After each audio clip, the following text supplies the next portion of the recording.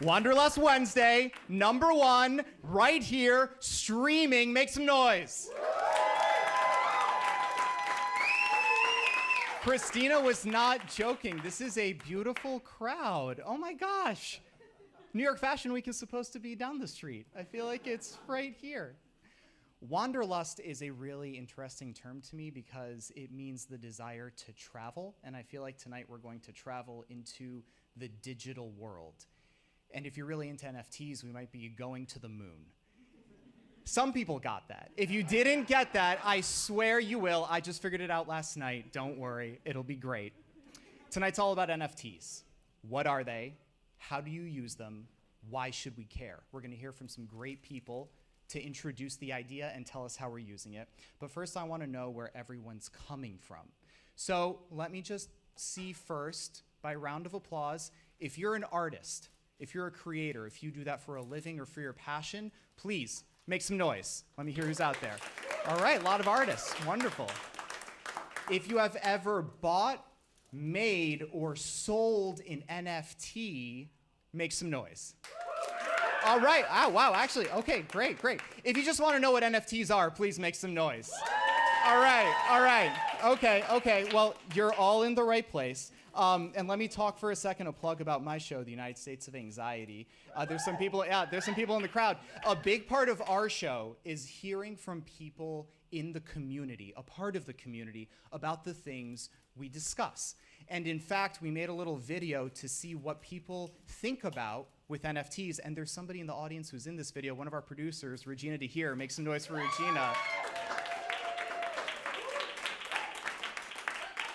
So what do people think about NFTs? Let's find out. Here's the video.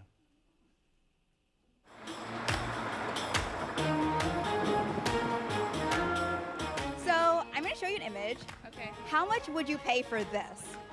Like to purchase it as a painting? I'm not really an art girl like that, so I would not pay much. Everything I've got. I'm not interested in that. $1,000? 75. Maybe like $5. I would pay like $10. What if I told you that it was retailing for about $400,000 right now? Yeah, that's super overpriced. You get like an apartment, a house. I literally don't believe you. You don't believe me? At all. No. I don't think so. I mean, okay. It's up to the artist, I feel. Can you define NFT for me? That's a good question. Like investments? Something new, unknown, and the future.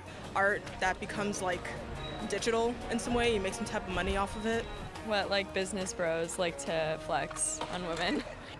Digital ownership of something. A lot of artists are really excited about it because of the aspects of community and access that NFTs could give. Could you put a price tag on something like that? Part of access is not paying that much money. Yeah, it is difficult to like pay for a community and something like that. I think that's difficult to put a price tag on. I don't think you can put a price tag on the community. If the NFTs give me access to something valuable like Friends with Benefits, the token, it gives access to communities and all, that I feel it is worth it. Do you have any questions for an NFT creator, someone who is prominent in the space? Basically, like those core, essential, basic questions like how does it work? But like in plain, easy English for everyone to understand. How does somebody even start? Like, where do you start? So if you had an art piece and you wanted it to be an NFT, what do you do?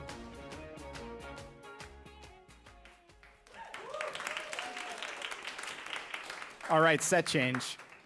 Let's get some answers. First, let me help you meet one of the most exciting creators in NFT right now. She's a director, a photographer, an NFT creator, named by Ava DuVernay as Vibe's next female filmmaker and just featured in New York Fashion Week. She's launching a female-focused NFT project called Bad Girls Creative Club. And yes, she's a Harlem native. Please help me welcome Tony Ty Starrett.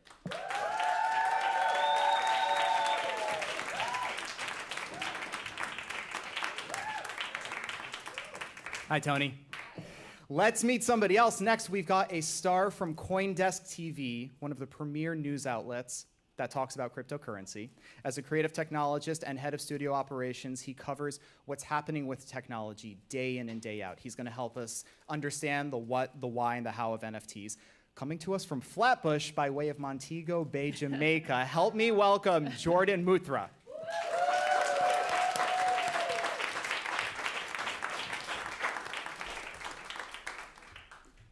Welcome, welcome. How you both feeling? Pretty good. So, Better now? Yeah, better now? Yeah. Yeah. So, we just saw that video. Tony, I'd like to start with you. Okay. Okay. As you We were actually laughing backstage watching it. with the video? Yeah, it was pretty Regina and Eric did a great job, didn't Yeah. they? Yeah. It was really wonderful. While you were watching it, what really stuck out to you? What were the themes that really pointed out that were worth mentioning? I mean, obviously the reactions to the price of the Bored Ape Yacht Club, and for anyone in the audience, anyone watching, right? You know, we're all like, people are like, it's a monkey PFP, a profile picture. People have this, they don't really understand the technology, but I don't think that the community has done a good job at explaining the technology properly and correctly and jargon free.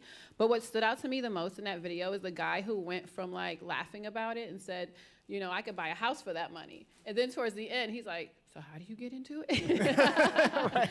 So I think it's interesting once people see like the numbers and the money that's going around, they're starting to really see like, oh, maybe there's something here. Yeah, absolutely. And Yeah. another thing that stuck out to me was you were talking about that gap in education, and you heard in the questions, one of the first ones was just like, what is an NFT?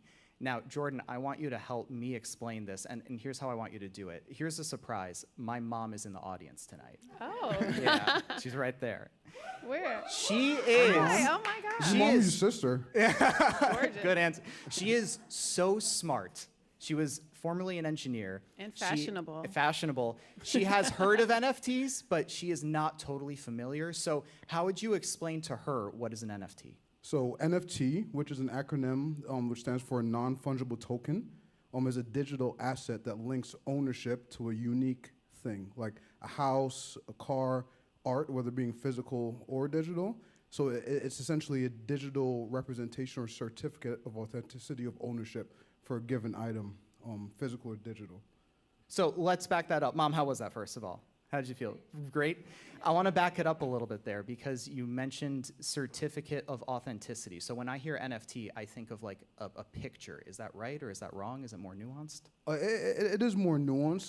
The NFT as a technology, it's really about like streamlining, intellectual property and ownership. So, for example, if I own a house, right, or Tony owns a house, and she wants to sell the house without going through the banks, and she wants her Bitcoin or an NFT, right? She can tokenize ownership of that house in the form of an NFT, which is a certificate of like ownership, and I can purchase it. That So NFT. you're saying tokenize? You're using jargon. I'm using jargon. Yeah. You're using jargon. Okay, It's so like a deed, right? it's like a deed So to I a like house. that. A Your deed smart to a contract house. is your or a deed to title your to a house. car. Yeah, I see. exactly. Yeah. That's exactly right. But it's secured in a blockchain. Secure, which So, is like a you were public saying, ledger. you can just sidestep the banks.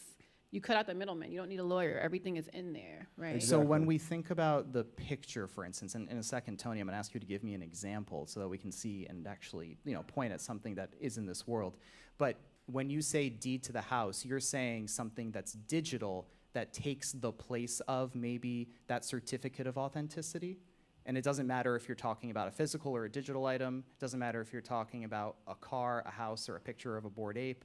Like the NFT, the non-fungible token, is the thing that proves that you own it. Exactly. But it is not itself. It's not itself. But it is connected. Exactly. I get it. And it's essentially just a hat or a hash, which is like a series of a sequence of letters and numbers, like which is like unique to that item, basically on a public ledger.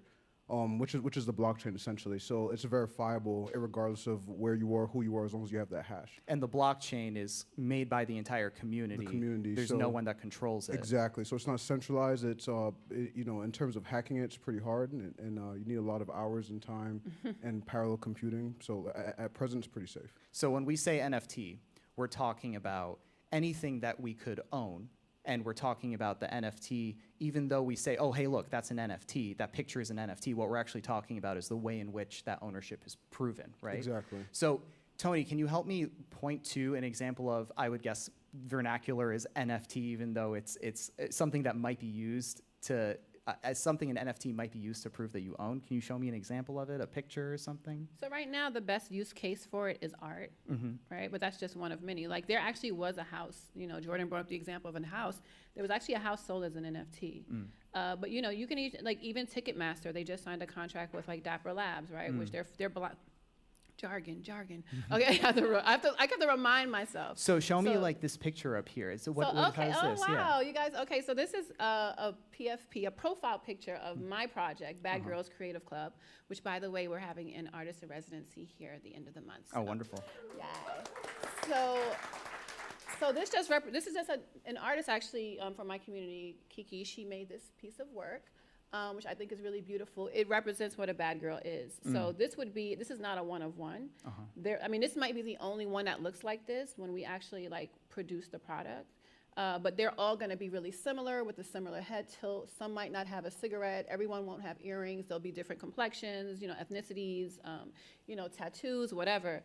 So this is not the NFT, but this photo will be attached to a hash, like Jordan was saying. Got it. So they'll always be married together. You know what I mean? So it means like with Bored Ape, right? When they were showing the picture in the video on the street, that's what's his name? The stands for the J. That particular NFT in the video. The artist who made that NFT? Anyway, he has it's one of the projects, right? He's like the valet for the Bored Ape Yacht Club. So there's a number to that NFT. So this might be NFT. If it's 5,000, this might be like number 4,001 out of 5,000. So this on the blockchain, you'll see that image number 4,001 is owned by hash, XYZ9999433. And so you could go onto a website, for instance. And only one person can own this one. That one person could see this picture on a marketplace where NFTs are traded, and they could say, hey, I want that one, and then they would get the NFT that says that they own this picture. Yeah, like if I'm selling it. But I can also not sell it and keep it in my wallet forever. Just, collect That's it. called staking. Staking. Yeah, Got it. if you want to hold on to it. And what's the value of that? Staking, it increases the value for the project and the community, because if people are flipping constantly and selling it, it's kind of like, it cheapens it a bit. Like if you have like an expensive, like a Jackson Pollock, right? If someone's holding it in a museum for 10 years and, maybe not a museum, maybe like, I don't know, like we have like Ben Dietz in the audience. If Ben owns this Jackson Pollock and he has it in his house, but there's like 40 people that really want to buy it. So the more, because scarcity, the NFT right now, as we know it, with this art use case, scarcity is kind of what makes the value go up. So if there's only a one of one, and everyone's coming to Ben, and then like John's like, I'll give you, 50,000, and Christina was like, well, I'll give you $1 million. That's increasing the value. So it's the scarcity that makes the value go up. And what's actually really interesting about that is that like it's actually in your best interest to not sell. Because like it is like an asset that you can use as collateral. So in some cases you can actually take a loan out against that NFT. So say like this NFT from Bad Girls Club is like worth like $100K. Like it would be Tony she can lend this NFT to a protocol and take a loan out against it. What's a protocol? Jargon. So. Thank you, Tony. Essentially, an entity that holds assets for collateral. Like you can use this as collateral, take a loan out, basically a bank. So are you describing like you take a loan, a mortgage out on your house based on the equity you've already put in? Right. Exactly. So you can get like say 40%, like $40,000 up front. You can put that back into the market. You can buy and sell NFTs and then clear the balance interest free. And you can rinse and repeat without selling the NFT. So all of the different ways that we think about ownership today, all of the different ways that you might have equity, that you might make collateral, that you might buy or sell or stake in this case, they're all kind of applicable in different ways to NFTs. It's just that you've cut out the middle person. Exactly. So like I think like one day we'll have our passports, right? Will be an NFT, right? There's like a one of one, right? So you don't have to carry this wallet. You can just go up and maybe you'll just have your phone and you'll show it. You can't forge it. Right. That's the name of. That's what it is. You can't forge it, and it cuts out the middleman. So it could be art. Yeah, go ahead. Yeah, it could be art. So like I was saying before, Ticketmaster's partnered with Dapper Labs. So they're going to have, when you buy tickets for concerts, right? There won't be scalpers anymore. The scalpers won't have a job because you'll have an NFT in your wallet. So only one person can have that one number.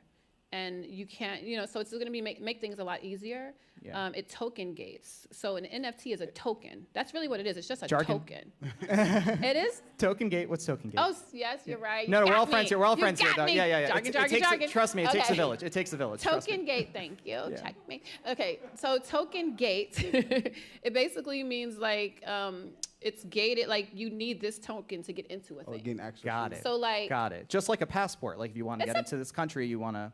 bam. Bam. Got it. We're And in this together, If you guys. hear us say if you hear us say anything at any point, and you're like, "Hey, that's jargon," just yell it out. Say That's jargon, fine. jargon, Just jargon, jargon. You got to say it 3 times, jargon, jargon. And then Beetlejuice Like will show Beetlejuice. up. So let me. Tony, was there anything else you want to add to that? Oh, well, yes. Voting, I think voting will be a great use Interesting. case for NFTs. Because I can register to vote, and then I'll just go up and show my wallet, and they know that it's me. So- I can't afford, so Donald Trump can't lie and say he lost in the future. Say he won. Because Okay. For a political show, please visit the United States Anxiety Sundays at 6. So Jordan, I want to hear from you how you actually use. I'm happy you like that, Mom. I want to hear from you how you actually use this, because it's a lot of terms. So we thought of a way that we could walk the audience through this a little bit, right? Yeah. Can you show me maybe how you would get started using NFTs? Yeah, so to access NFTs, you first need a digital wallet, which is an encrypted safe space that you can hold your digital assets, such as cryptocurrencies What's and encrypted? NFTs. Pardon? What's encrypted? A safe space, just like a safe space that is secure, like super secure, that you can, like a safe. Think of your safe like a physical safe, but like in the digital realm. That you can hold your valuable digital assets. And that's your wallet. And that's your wallet. Nice. Yeah. So how do you how do you start with the wallet? What do So you, so the or way you can you show me? Yeah, like- I can show you. Actually, we set this up ahead of time. just so you know. Actually, Kusha, you should download MetaMask. Oh my gosh, it's so funny you say that, because I brought my cell phone right here. It's hooked up to the projector, and you're all about to see my whole life. So let's put it up. Let's see. Oh, there's it. All right, I don't know what picture is going to pop up here. Oh, it's the Brooklyn Bridge.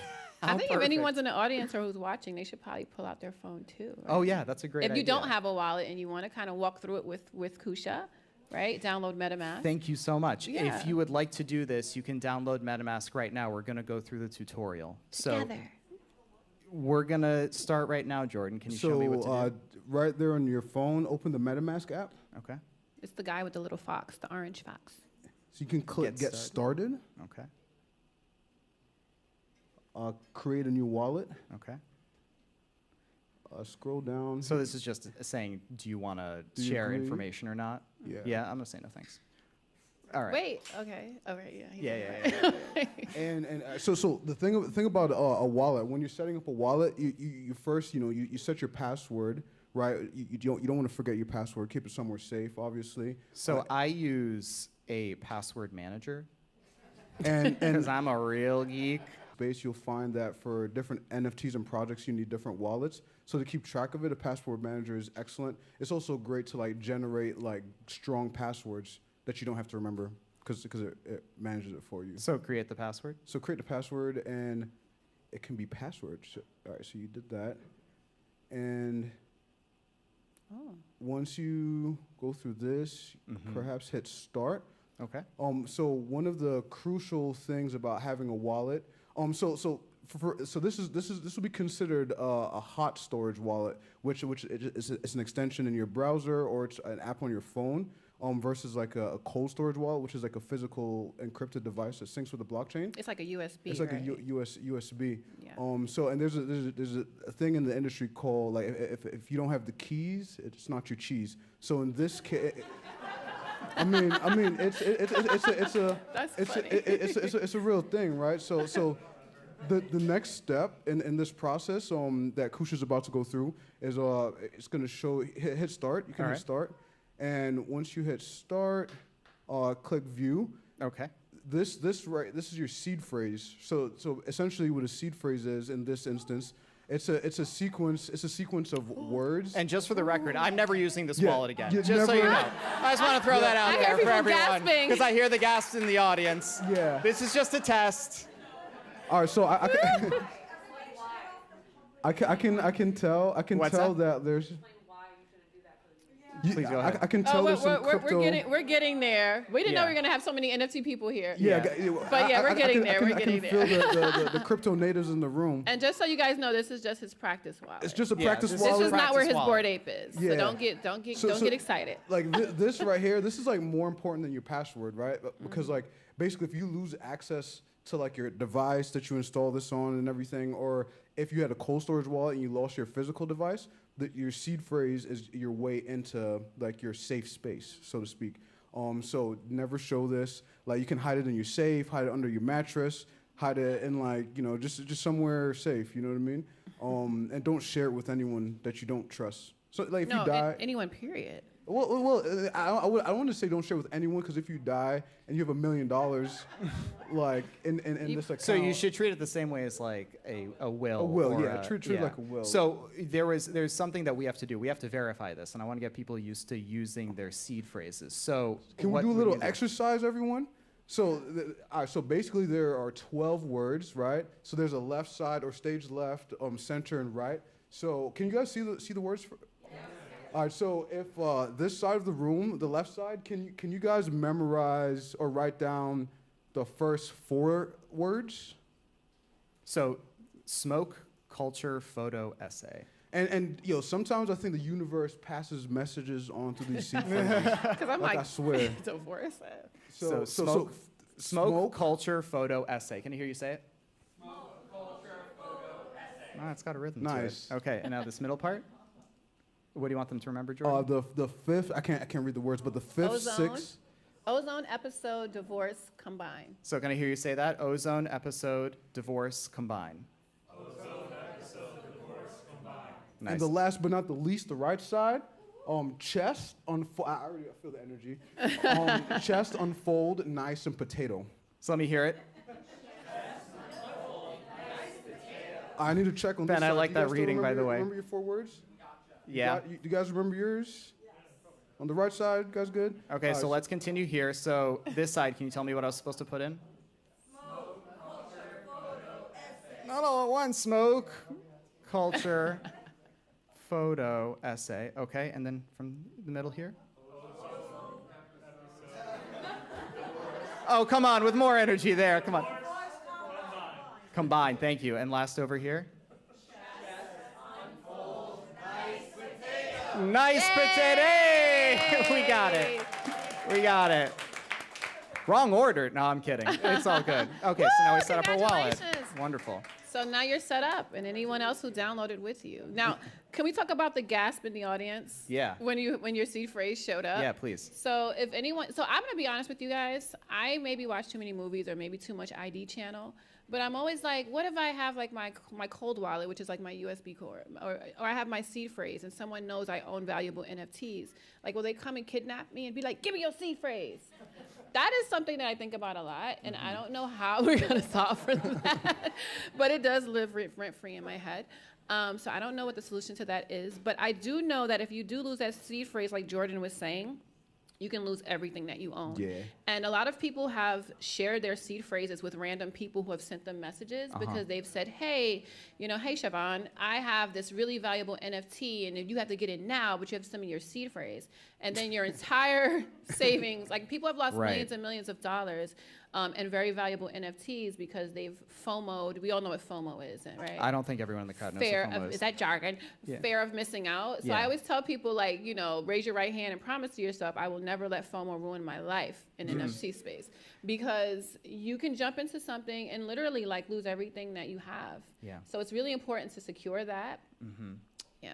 So there's one more step here. So I'm gonna say done, but now what? Like, how do I Now get you have an a NFT? wallet. Well, Jordan, what do I need to do to actually receive an NFT or send something? So to receive an NFT, you can actually just hit the receive button there. Receive, okay. On the left-hand side, and I have an NFT in my wallet. I can actually just I can just send to you, and usually takes about 15 minutes to process. Okay, so in this case, you'd be the person who owns the NFT. The NFT, yeah. Got it. Or in a lot of cases, like if you're doing a lazy mint, or if you want to receive an airdrop, which is a gifted NFT from someone else, you can share your wallet address. So not your seed phrase. It's okay to share your wallet address, and that wallet address can receive NFTs. So I'm just gonna have a little facial scan to get into this. And So while he's doing that, I'll show you how to find your wallet address. It's right here when you hit copy. You want to hit it, Coach? Yeah, sure, thanks. So hit copy and then. Yep. so in this case, I'm just scanning his QR. So you can't see this right now, but he's actually scanning the QR code on his phone. And then hit send. Next. Send. And that was it. Like so this NFT could have been worth like, $10,000, and Yeah. I just sent it like peer to peer, like P2P, just myself to Kusha without a middleman, without an intermediary. So it's essentially like, we're custodians of our own value, so you can be your own bank, essentially. Wow. And so that's going to take about 15 to 20 minutes to show up To on show mine. up, yeah. At the end of the show, if you want to see it, just come on over and I'll see if it pops up. But let's give a round of applause to Jordan. Thanks a lot for setting that up. Yeah. I think that helps a lot of people understand what's going on. So that's what NFTs are. That's how you get set up to use them. I want to know why we should care. So Tony, let's say that I'm not into art or tech or finance. What's the value of NFTs to me? Why should I care about them? I have a very simple answer. If you believe the world is changing, then you have to know that digital assets are going to be just as important as physical assets, and that's why you should care. So why will digital assets be just as important as physical assets? Because the world changes and technology changes. There was a time when people thought televisions were the devil. They thought that radio was the devil. I think new technology can be scary and intimidating, but you'll be left behind if you don't. I mean, the music industry, Oh my God. they did not pay attention to like the LimeWires and MP3s. They laughed it off. And look at them now. And like, where are your CDs? So, In my 1994 Toyota Corolla. I just want to piggyback off Tony. Like if you don't take heed to innovation, you get left behind. But not for nothing. Like in terms of like the music industry, from like Black and Brown community perspective, like we're often the largest contributors to like the arts and music and everything, but we often don't own the assets we create, nor do we own the infrastructure. So like Web3 technology at large and NFT technology is essentially a trustless system. I don't need to trust a record label. I don't need to trust a bank. I don't need to trust the person I'm collaborating with. Like I can literally establish like an agreement where we split like a project without needing a lawyer to do split sheets. And also like as a fan, I get to benefit from the upside. So for example, if Tony dropped an album, right? Like and before she starts, marketing it or promoting the album, and I'm a fan and I believe in her, and she has like 100 NFTs that represents ownership of the entire album, and I'm like, I believe in her, so before she starts marketing, I'm gonna buy 7% of the NFTs she has in circulation, which can give her the opportunity to have like liquidity or a pool of what's resources. liquidity? Pool of resources. Hang on, I think one term that I want to know that I think is super important is Yeah. trustless. Yeah. What do you mean by that? And that sounds like a bad term. Is that the case? Or No, is it's not a bad term. In this case, it means that like you don't have to like put your trust into any one person or entity, because the system itself because it's a public ledger and you can't change anything. Like you can trust it because there's like there's a non-jargon. There's essentially like just like a line item that like is a receipt for each transaction that you can verify later on. And everyone can see it. It's public. And everyone can see it, including what you hold in your actual wallet. On Etherscan. So help me understand what it makes like better or easier. You mentioned being able to take ownership back. Tell me more about that. Is there something else that it really adds value to? It really adds value, because imagine like as an artist that's used to being exploited, right? Just cutting out the middleman, which is like the label, right? So usually artists need the label to fund like the album or to fund music videos or whatever. So like instead of going through the label as an artist, I can receive like funding from my fans, and the fans that like invest in my project early on. By the time like I start marketing and putting resources behind it, like the fan. They benefit from the upside.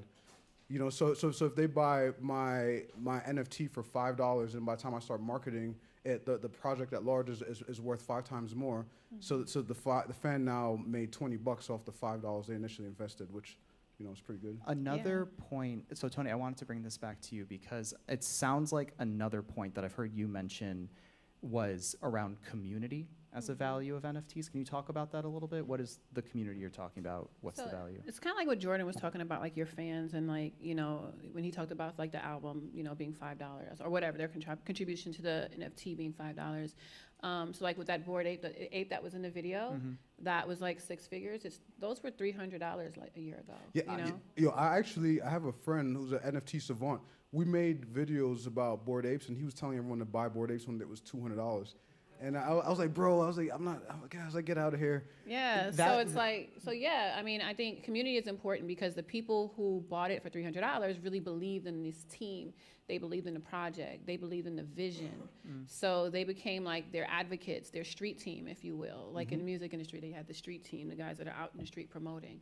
So it's like now I have an asset that I own. So now I have part ownership into this community. I'm not just a fan.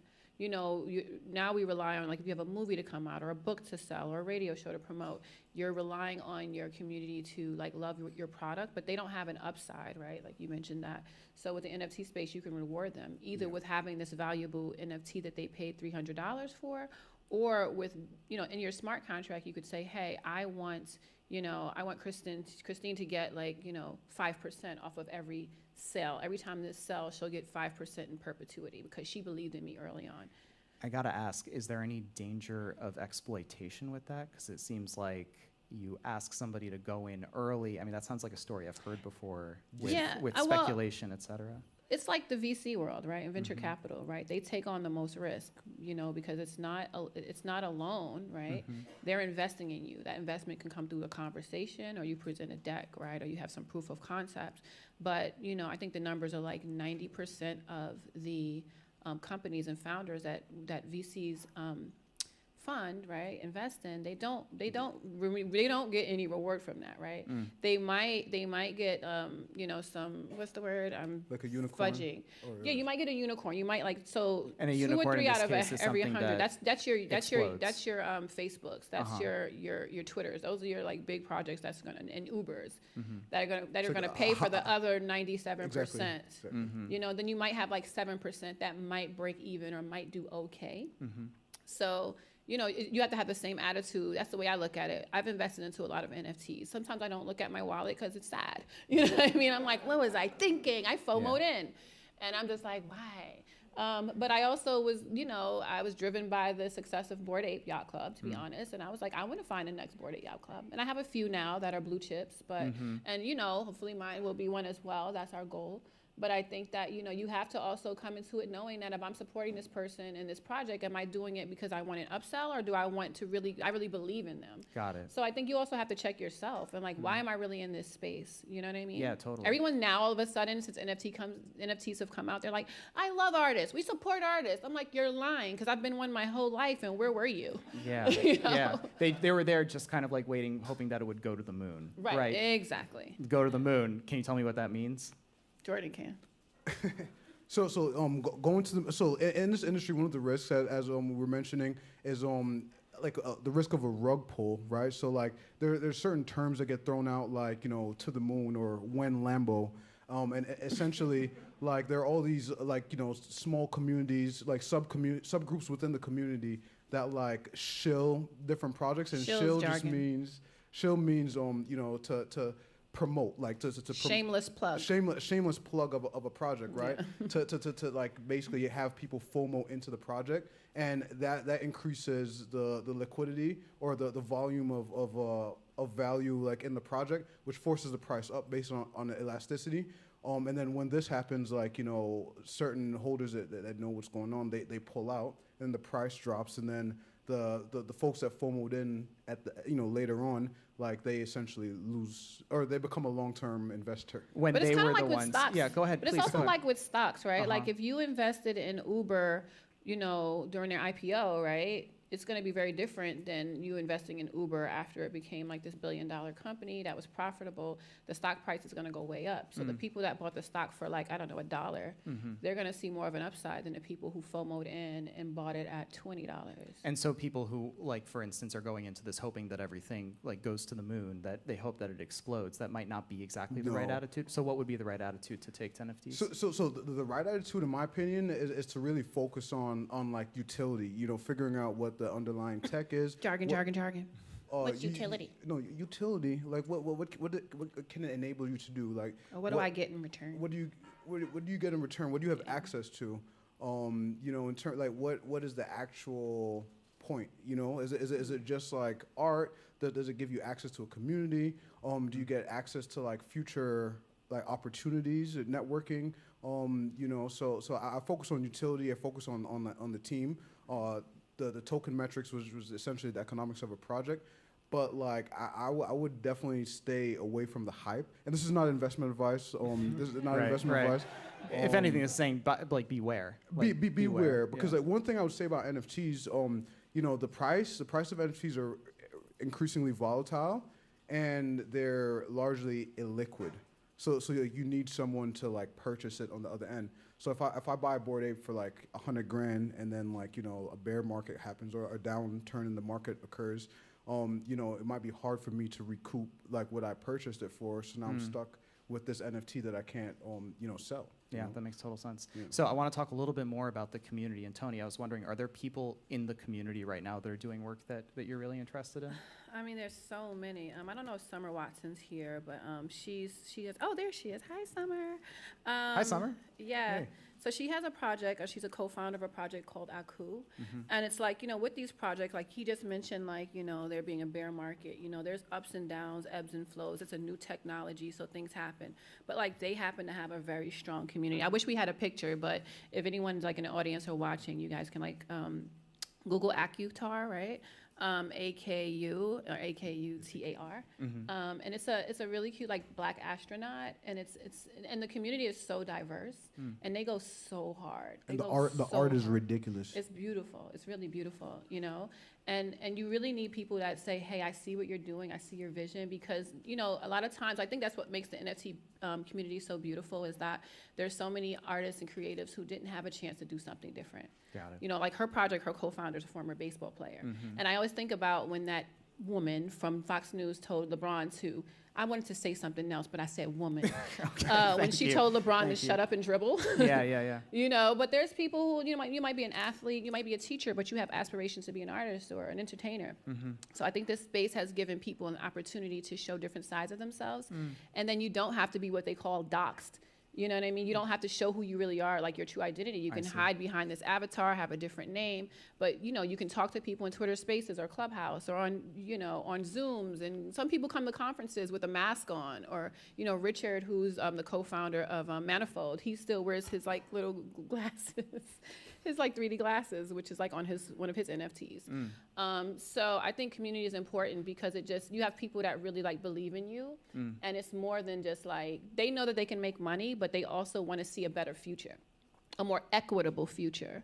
You know, we have like Ann Griffin in the audience as well. You know, she's been in the space for a while, and she's like focused on, which I want to learn more about what she does, because she's talking about she's talking about ethics in Web3. Oh, interesting. You know, so hopefully, you know, we'll hear from them later on. Yeah. And then also like Ben Dietz, for instance, who I actually met on Clubhouse, and then we wound up founding a community together called Audio Collective with a bunch of Audio Collective. It was a bunch of like, you know, people that got big on Clubhouse, and we were doing a lot of content. So that's an interesting segue, because you've mentioned Ben a couple times, and I'd like to get into... Because he's awesome. Yeah, because he's awesome. We're going to find out in a second, not to spoiler alert, but there's this whole other step. We've mentioned equity, we've mentioned what the future looks like, and I'd like to dig into that a little bit more. So let me make another introduction so that we can go into the last segment and find out more of where we're going. I want to talk about that value of NFTs now in the future. So Tony invited the special guest, and I'm so happy that we have this edition here. He's a media exec who's worked in marketing, branding, and technology at places like Vice and NYXL. He's also founder of the Culture Club Show, which hosted some of the first high-profile NFT discussions right at the start of the NFT boom. And fun fact, he was responsible for getting Tony's very first NFT ever. So help me welcome Ben Dietz. Ben, come on up. Ben, You hi. forgot to say he looks splendid in white. Oh my God, he looks resplendent in white, was the other thing I was instructed to say. Thank you very much. Thank you very much. It's a crew, strictly speaking. So Ben, we've been talking about this idea of equity, we've been talking about the idea of the future. What to you is the real promise of NFTs here? So important to note that I got into this discussion as an observer and an aficionado of the idea of communicating directly to audiences because of my background in media. And what struck me about some of the early conversations that we had on the Culture Club show about NFTs was the possibility for new ways of creating value for the creators of, the participants in, and the audiences of art and creativity, right? I see NFTs as being a system that has 3 primary use cases that are compelling. The first, and there are many different variations for each, but the first is that it allows people to communicate, interact, and transact directly with audiences, right? So if you create a piece of work, you can sell it directly to me in this trustless system that Jordan described without any intermediary, which means not only that there's no one gatekeeping my discovery of it, but there's no one taking a piece of the proceeds, right? That's number one. The second one is that they allow, in the same way as membership to a club or a society or a fraternity, sorority, whatever sort of community you want to ascribe, they allow membership to be verified and authenticated, but they also do so in a way that is more, let's call it democratic, or at the very least more sort of widely accessible because it is discoverable digitally and globally as opposed to just the people in the room at the time or of a certain echelon or certain social background, whatever the case is. So that's the second use case. And then the third use case is that we have, because of smart contracts, and again, that trustless system, you have the Thank you. Sorry, I thought we had already we'd done this. But basically, an NFT is because it is essentially a piece of, like a deed. It's written in such a way that you can irreducibly go back and find out the intention of the object when it's created, and so that allows you to go, who made this, who was given rights to participate in it when it was made, and what are their rights going forward into the future. And we had a conversation early on in Clubhouse with Beeple the night that his NFT went live at Christie's. And who's Beeple, really quick? So Beeple is an artist who has been making digital art for many years. He amalgamated many of his pieces, 5,000 of them in fact, and made one piece which was auctioned at Christie's eventually for $69 million and really set off the monetary boom, right? Mm-hmm. The night that went live, not the night that it sold, but the night that it went live, we had him on Clubhouse along with a number of other guests, big movers and shakers in the space, including the late Virgil Abloh and Gary Vaynerchuk, who's a big influencer, so on and so forth. But one of the people that chimed in was Grimes, right, who is the musician and paramour of Elon Musk that we all have read about. Grimes was talking about her excitement about the space was that if she made a music video, the director of photography on the music video could be written into the rights in that smart contract, and therefore if Grimes then licensed that music video to Chevrolet for use in a commercial, the DP could actually participate in the upside of that thing, which I thought was really great. So let's put that to me, and there's another thing I want to go back to in a second, but that seems like a really important point. I am a contributor to a piece of work. I have my job done, a director of photography, for instance. That work later on goes to somebody else, and they make some kind of profit off of it. You're saying I could still recoup those. I could get benefit from that. If your participation is ensconced in that smart contract, then you are due whatever that participation is on future transaction. And in fact, this is the way that all of these projects make money, right? Bored Ape Yacht Club, who we've talked about, there is written into the smart contracts that if someone sells their ape, that the money some portion of the proceeds goes back to the organization.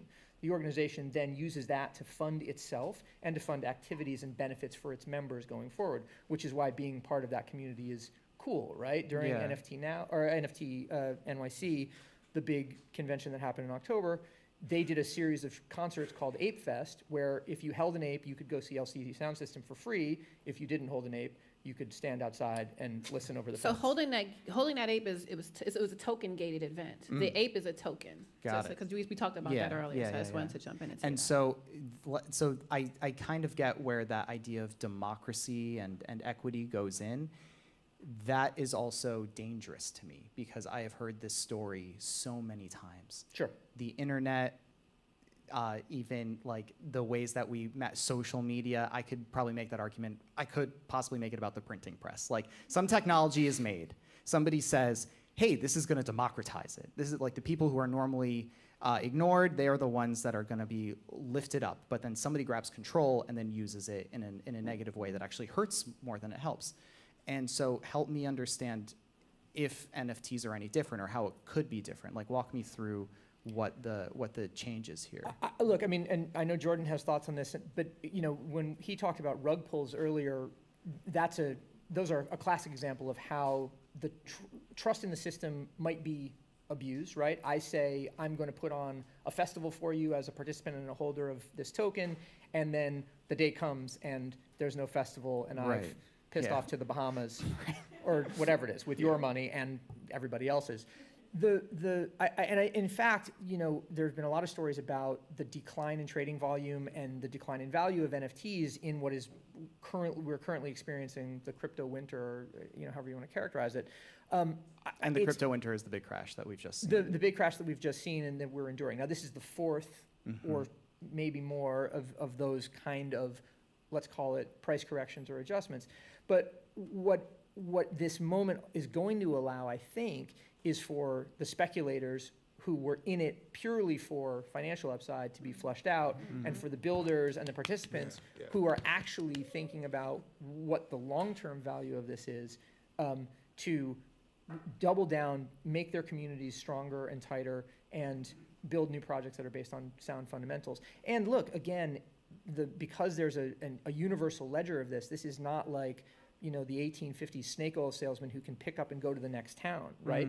Anyone in the world can theoretically check in and go, you were responsible for a bad project. I see. I'm not participating in the ones in the future. It's called receipts. Yeah, people. And Jordan, I see you nodding your head. Is that what you were going to contribute? Yeah, I was actually going to contribute that, and I was actually thinking about the flip side of that question, and something Ben mentioned earlier. What when mentioned the Beeple piece at Christie's, in terms of like these auction houses, and you mentioned there being like small rooms and only whoever's in the room has access to like purchase. So I really think in terms of democratizing, that's an example of like getting away from like the gatekeepers of like curating high-end art, and also like with the Beeple piece in particular, when it was sold, like it was purchased by a person called Metakoven, and Metakoven was pseudonymous before purchasing, which means that he had like an avatar. No one knew his identity. But like he revealed his identity, and he was from the developing world. He's from India, and he started out in the space with like $500. He couldn't even afford a laptop, and he outbid everyone in the first world, including owners of exchanges, which is the decentralized equivalent of a bank. And he showed his face to say that, hey, listen, in the traditional art world, I wouldn't even have the opportunity to like make this purchase, But there he was able to do so. And being that he started out so with limited resources, I think is something to be hopeful for in terms of democracy. Yeah, go ahead, Tony. I want to make a point about that. I'm so happy you said that, because when him mentioning that he would not have that opportunity, because we talk about things being token gated, but right now things are gated, right? There's gatekeepers. And I think about, like, when I think about community, right, it's going to sound corny, but I think about Martin Luther King and his dream for us, like, to all come together. And that's the world. I mean, I was born and raised in New York, which is like a melting pot. And it's like, I went to junior high school on the Upper East Side, luckily. So I live in Harlem. I grew up in Harlem. I was in Catholic school, and my mom wanted us to like be around like more diverse people. So, it made me comfortable around anyone, because I had a lot of classmates who were, a lot of Asian people, Latino, white, black, everything. So it made me comfortable. And then we would have like, these on some Fridays, like once a month, you'd bring dishes in so we get to taste food from different, countries. And I just feel like that's what makes us better. And I think that's like, with Ben, it's funny because he and I, when we started Audio Collective together, I remember we had a client, and because you asked me about community before. So we had a client who wanted to book us for a job. And Ben's like, yeah, we're not doing it for this. It was myself, this woman, Chandra Washington, who's actually the CEO of the Black Act NFT project. And it was Ben. It was the three of us who did the project together. He's like, so I'm going to go back to them and get more money. He was able to get double the money, and he split it with us 3 ways. And I was like, oh my God, who does that? But that was to me like so Web3. Because well, it's in like, Web3 jargon here, that's the latest version of the internet, Oh, right? yeah. Yeah. Oh my well, God, we don't have to we wait. can go But there, Web3 is basically that you can actually trade assets and. It's et about cetera. community. It's about sharing. It's about equity. It's about Yeah. wanting to see other people do well too. I It's hear like that greed is kind of played out. And I'm not the person that's going to attack billionaires, but I think that, and like when I sometimes I talk to brands and stuff about like stop not being nervous about getting in this space. It's like you guys have this. And your users, like, I like Dove soap, people that buy my soap, they don't have any equity in it. But like, just think about them coming here and you're just coming there. So I want to get to Q&A, and the place that I want to leave it is with this last question. I'd like to just go around, spend maybe, think of your 15-second pitch. Okay. What do you hope 10 years from now NFTs unlock? What do you hope that future looks like? And Ben, I want to start with you. Well, I mean, look, I have 2 teenage kids, and I think that what this whole discussion presently creates is a way for them to learn about a new way of doing business, and for them to imagine their future businesses as being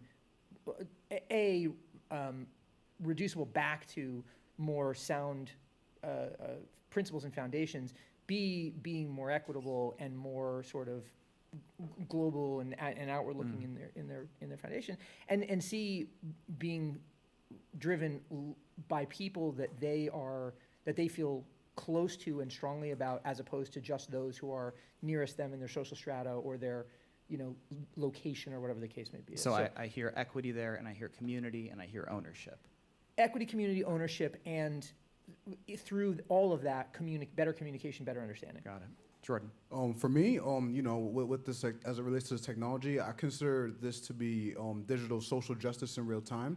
So as it relates to the POC creative community, I want to see this technology empower members of the community to not only own the infrastructure, but to also monetize the hype around their art, to mitigate exploitation going forward, and just like leveraging that like as collateral for any other resources that future generations may need to continually build infrastructure.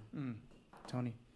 I just want to see a reduction of greed, and I think, what the pandemic has shown us is that, people have fallen on really hard times. Living in New York, once upon a blue moon, you'd see someone talking to themselves. Now it's like every single day, right? So Sure. it's like, I think it might be one of those people sometimes. but like struggle, hard times, poverty, it can an after effect of that can be mental illness, right? Yeah. Because it causes stress and trauma. So it's like, if we have a more equitable future, I see a safer world for us, because people are able to like live and thrive and take care of themselves. And I think that's important. So that's what I want to see. And it starts with the art. Yeah. Yeah. That's a great place. because artists, we are the core of the world. Right. We show the world themselves. Yeah. I think that's a great place to pause. Let's give a round of applause to our panelists. Thank you so much.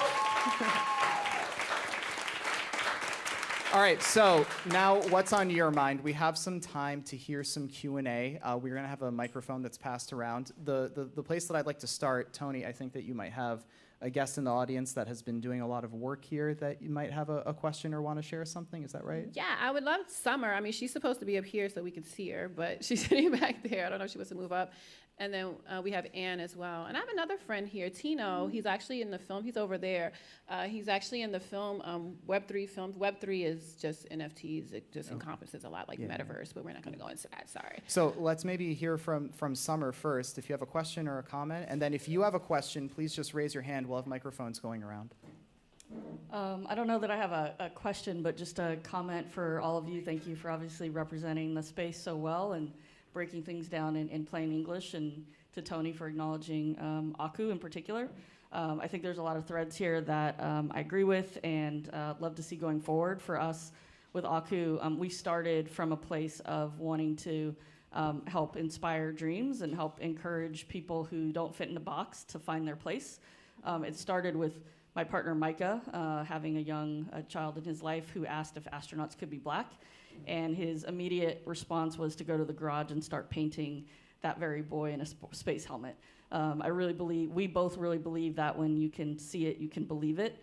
And so for us, what we look at next for NFTs is a hopeful world where we can find the use cases where we're meeting people where they are. Everything we do with Aku is really about meeting people where they are. So last year, we did a huge event at Art Basel, 30,000 square feet, over 3 days, and it was not token gated. We really want to be able to be a platform for people to come in, and anybody can come in and get onboarded because we do things hopefully in an approachable and friendly way, and frankly, we have fun. So our community is our collectors, it's our partners. We brought in people like Puma and Who Decides War, Billionaires Boys Club, Rock Nation, Paper Planes.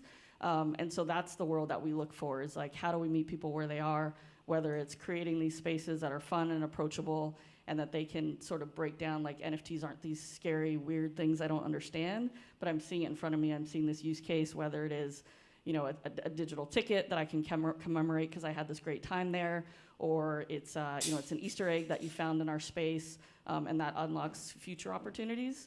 But we also still build those unique opportunities for people who have invested a lot. I think of like the 33 Club at Disneyland. We can build this world for everybody and just treat people in the ways that they come in, and there's always ways to grow. That's wonderful. I love how people are thinking, how you guys are speaking, just breaking down the jargon for everybody, and thank you for representing us super well and inviting us into the space. Thank you. Thank you so much, Summer. Yeah. Let's see who's next. We have another We have question in Anne the audience. in the front. Anne, would you like to say something? And then Tino over there. Who else? Was there another? A question or comment? Yeah, just couple comments is, one thing I'm loving seeing in the space more and more, was already brought up here, is the use of the technology that is in NFTs to actually build in the rights and like royalties, and especially so artists can rely more on themselves and give away less of their equity in their art as they progress. There may be times where they need to be like, okay, I need to sign to a label, but saying like, well, I know I don't need to give you as much of my equity away to you because of that. I think that's a really powerful way to, use this technology. Also, background in it is like, so I work as a product manager in technology. I've worked in the blockchain Web3 space previously to even my current job. And so for me, I look at these things a lot more from like the technology standpoint. And I always love seeing how really, I think the most exciting thing to work on for me as a technology person are the problems in Web3 today, because artists really push the boundaries. And when you look at the history of the internet, what made the internet what it is today is artists pushing the boundaries. You even think things about like Spotify, Apple Music, all these other things. They are, we figured out things, how to build some of these technologies because the art that was created. Without that art, you wouldn't have a Spotify, you wouldn't have Apple Music, you wouldn't have all these platforms. And then the last thing I'll add is, as a technology person, I really want to see, we say how this is supposed to democratize things, it's supposed to say it's equal access, but we also have a large number of blockchains that are actually still being run on things like AWS. So if tomorrow— And that stands for Amazon Web Services. Amazon Web Service. Yeah. So it's run on, and if tomorrow Jeff Bezos says, hey, I don't want Amazon Web Services to support anything blockchain related, what would happen? Because that's where we're also seeing with things like MailChimp, where MailChimp actually has suspended accounts related to crypto, even if they're not selling crypto, they're just like crypto adjacent, or they just talk about crypto.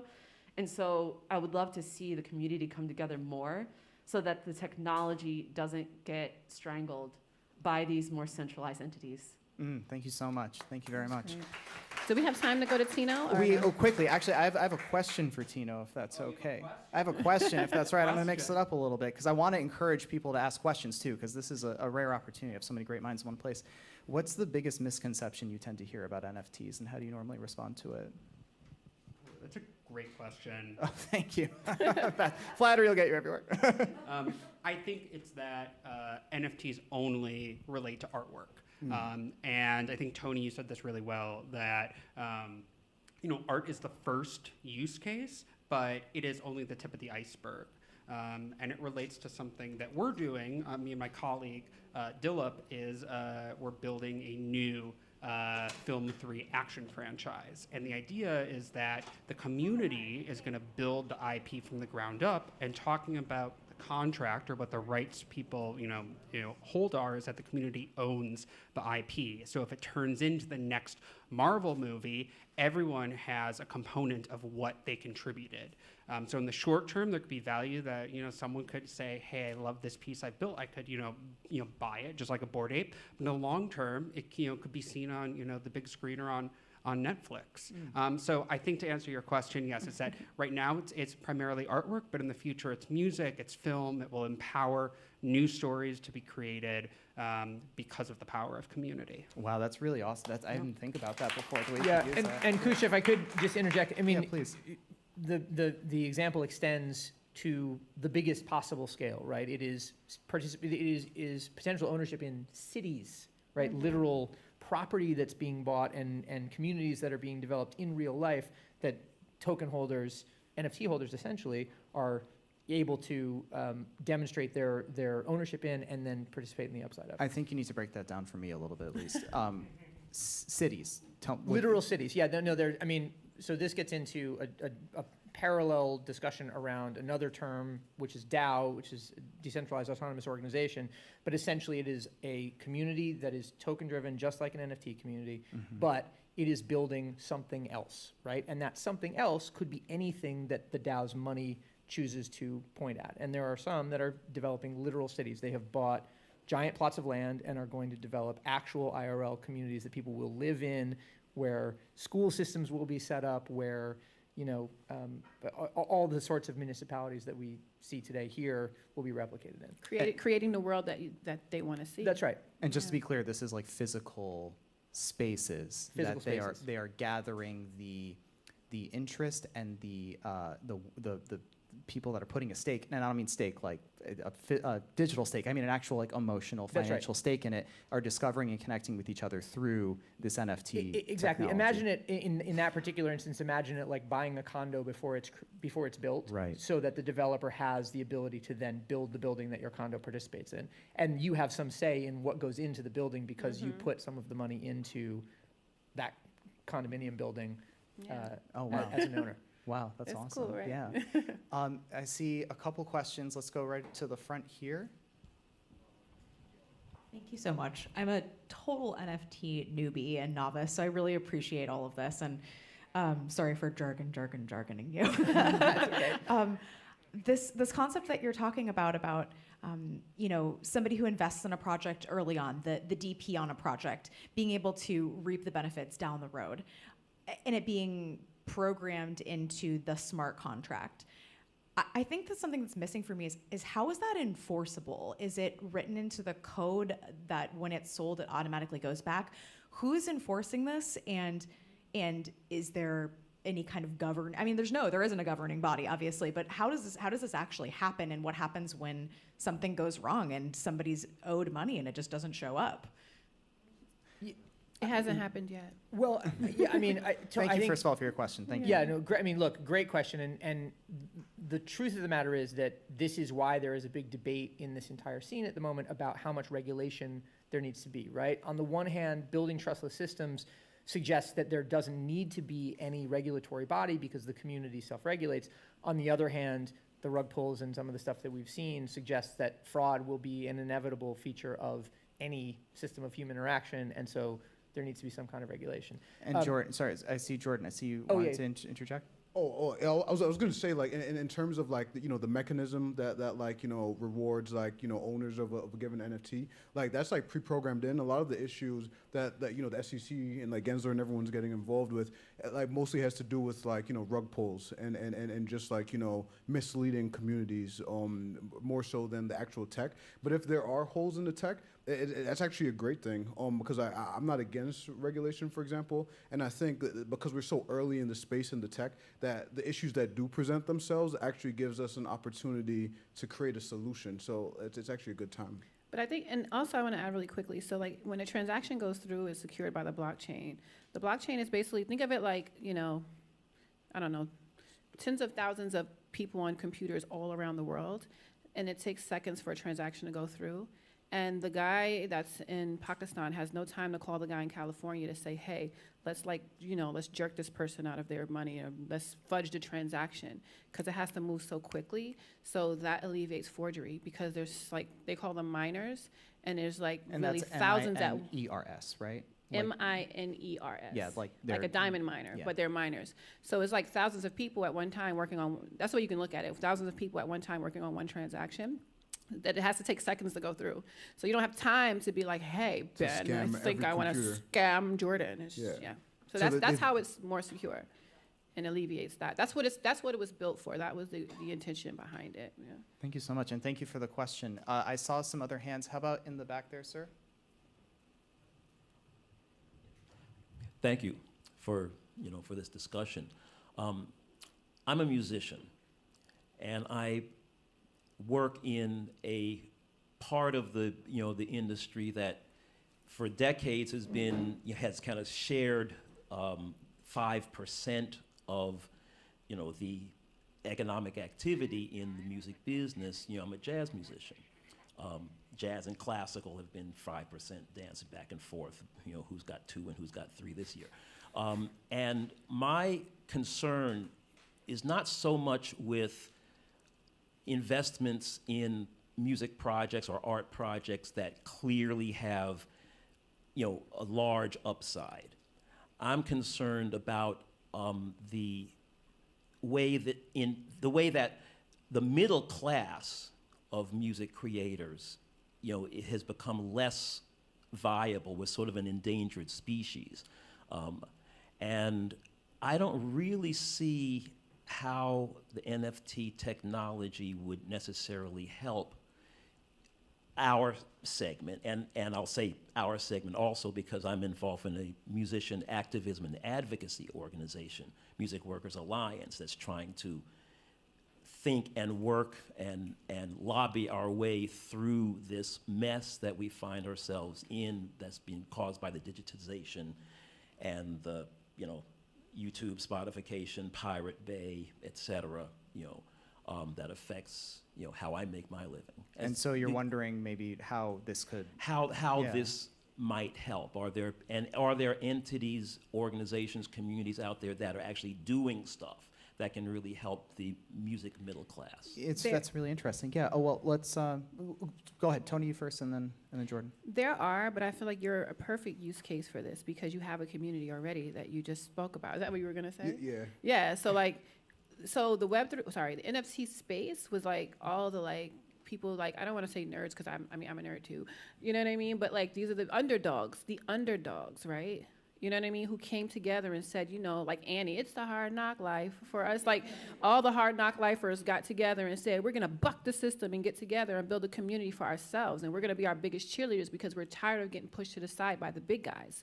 So you're the perfect use case for it. So what would that look like? Yeah, sorry. Go ahead, Jordan. Yeah. So what I was going to say, you're a jazz musician, for example, say like I'm Blue Note, right? I'm Blue Note Records, and I'm like, I'm playing the role of an A&R, and I'm strictly going by metrics, right? Like the most attractive musicians or acts to me are going to be the musicians with the favorable metrics in tandem with they can actually play, right? They can actually vibe. But that's not to say that the middle ground musician that may not be on the radar of a Blue Note, that they don't have a community, right? And so you don't. They can perform here instead of the Blue Note. Instead of the Blue Note, and Right. you can still monetize that community. So think about the difference of having 100% of $10 million versus 1% or 0.5% of $100 million. Your smaller volume, your higher margin with the smaller volume is more favorable for you as a musician, and can actually create more rewards for your audience actually. So I think it. I'll just add one other thing, and that is that because music, culturally speaking, is generally viewed as a kind of canary in the coal mine, right? Where goes the music industry, then goes the rest of the entertainment business, then goes a lot of the trademark systems, generally speaking. There are people that are really spending a lot of time thinking about this. And so I would encourage you to there's a community called Water and Music, which is a DAO and is, tokenized, but is really spending a lot of time thinking about this. And in fact, there's a conference that I believe is happening in November called Future Wave that's being set up by a colleague of ours in Audio Collective. That's where a bunch of music rights holders and players in this new Web3 music space are going to come together. And that might be a place to come and learn and to ask the questions and that sort of stuff. The cool thing is, all of these discussions are happening. You just have to sort of know where to look for them. And we're not going to be able to give you the best advice because we're not specialists in that space, but there are specialists and they're really thinking a lot about this. And I'll just say really sorry, quickly, go you have to do the work and get into the community. Like there's no one can help you do that. That's the thing about Web3. You have to be an active participant in it to be able to benefit and be rewarded. And that's through conversation and showing up. And it sounds like if you can find a community, there's opportunity to build with that community the way that you might. For sure. in Look, other ways. the truth of the matter is that is jazz or classical ever going to be Olivia Rodrigo or Billie Eilish or whatever? Maybe never again, despite its artistic merits and the reasons that it should be. But there, as Jordan said, like smaller but super healthy, super passionate, super remunerative communities can be built and exist. And so it's just a matter of focusing your attention there as opposed to trying to affect the macro. Wonderful. Thank you so much for that question. We have time for one more quick question. I see somebody over here. Yeah, go ahead. Let's get a microphone up there. My question is the environmental concerns with minting NFTs and moving them around the planet. Yeah, so let's talk about that. Sir, yeah, go ahead.